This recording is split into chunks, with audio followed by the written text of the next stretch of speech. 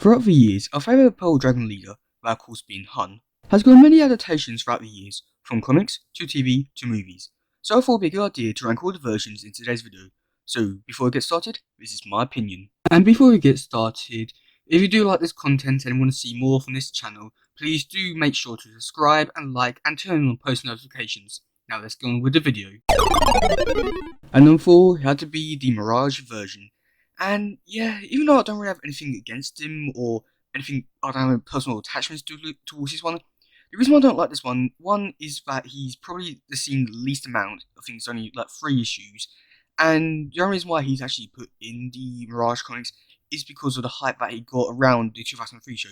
So yeah, I'm not really too big of a fan of that they stole a good character, and then in a way you could say that they tried to make it out that it was always his original character, as they said in the comics, saying that he was basically the ruler of New York before he was stopped. So yeah, they really try to shove in a character that, and basically in a way try to claim it as their own. But yeah, this one doesn't really go through any story arcs or anything like that, and you could see he has a board barrel, and yeah.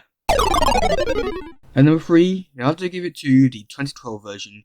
And well, yeah, this one is nothing like Hun. Is not big, brooding, strong. This one is very Shredder-esque, I would say, in terms of he's very slim, short, he can fight a lot better. But the only thing is that he doesn't really go up against the turtle. Like, he doesn't go up against him whatsoever. I'm pretty sure about that. And he goes after Casey Jones. And yeah, he looks nothing like a Hun. And yeah, he doesn't really go through story arcs or anything like that. He's just basically a throwaway villain, which they would sometimes use. And if they did use him, they would not even use him properly. So yeah, that really does annoy me to a point. But he has an interesting design, which I feel like could have worked on a bigger body. But I decided to just go and throw away him. Yeah, oh god. And number 2, I had to give it to the IDW version. And yeah, I do really enjoy this version. I'm not really too sure about this one. It's just because, well, even though I like him, he doesn't really go through anything too major to the point where, like, oh my god, this is the definitive version of Hun. I mean, in the beginning, I really liked the fact that it was Casey's father, and like, well, that tension. So I thought that was a really good storyline. But then when they got the mutant, that was a good storyline. But basically, that was his only little story arc where he wanted to prove himself better, so he made himself better, and he joined Shredder, and then eventually left the Pearl Dragons to then work for Casey, who's running the Pearl Dragons, to then just dying after working with Bishop and controlling the Slash. So yeah, just story arcs, he doesn't really go through many. I think the best one is that he goes through one, if that. And yeah, he has a really good design. I can't fault it for that. They do some stuff which I do like this like in terms of why the character's so good.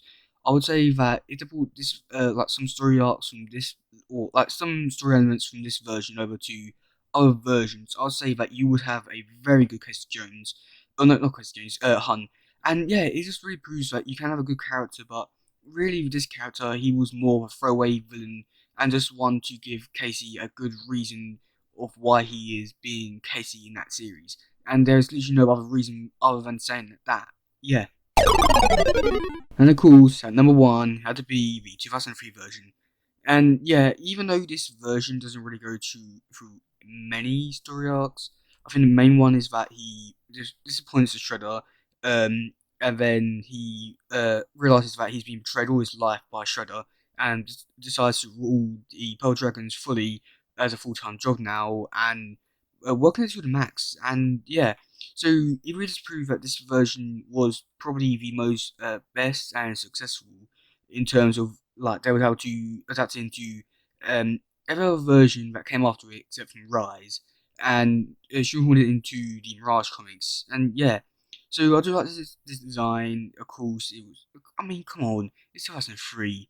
It was perfect. And yeah, so from like a Shredder's right hand man to a turtle, you could basically say that this man was a little bit of a definition of badass, but I don't really like to say it that way because he was an okay villain. He does really does serve his job, and with the way that I set his story up with Casey in terms of backstory, it was perfect.